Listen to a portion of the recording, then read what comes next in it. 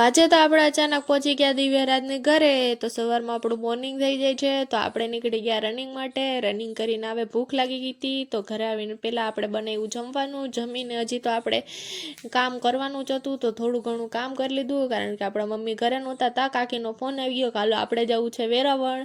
તો વેરાવળનું નામ પડે ને આપણે ફટાફટ તૈયાર ન થઈ જાય એવું ન બને, તો ફટાફટ તાળા મારીને આપણે નીકળી ગયા વેરાવળ જવા માટે. અને ત્યારબાદ અભયને કીધું કે હાલો અભય હવે તમારી ગાડી કાઢો. તો અભયને આ ડ્રાઇવિંગ જોઈને મને એમ થઈ ગયું બસ અભય તો આવતો રે પાછળ મારા દીકરા.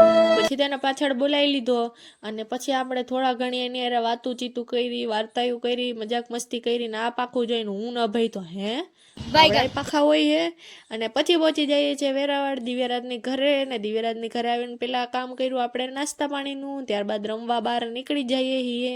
અને આ હે માયાબેન ઢોલી. અને પછી અભયરાજને એક રાઈડ માયાબેન લગાવી દીધી. ત્યારબાદ કે દીદી માળો વાળો ક્યારે આવશે.